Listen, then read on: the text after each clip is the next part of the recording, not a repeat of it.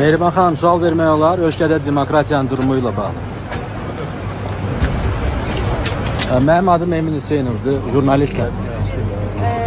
Qadın paltarında səfirlikdə gizlənən insan sizsiz. Sizə can sağlığı arzulayın.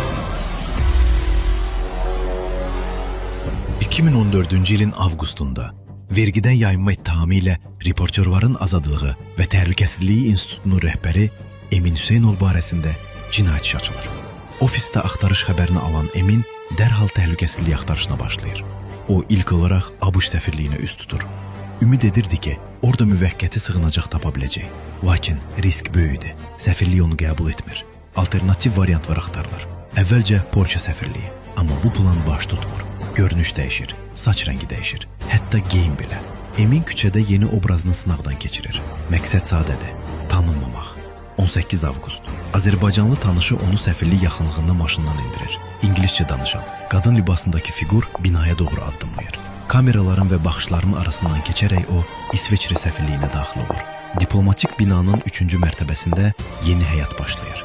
Günlər, həftələr, aylar. Yemək yüksək səviyyədə təşkil olunur. Hətta çörək belə şəhərin məşhur Brothaus mağazasından gətirilir. Məlumata görə, təhlükəsizliyi təmin etmək üçün İsveçrədən xüsusi mühafizəçilər də gətirilir. Bu artıq sıradan gizlənmə yox, diplomatik əməliyyata çevrilmişdi. 10 ay sonra, 10 iyun 2015-ci ildə İsveçrənin Xarici İşlər Naziri Didier Burkhalter Bakıya gəlir və həmin gün Emin Hüseynov xüsusi reyslə Azərbaycanı tərk edir.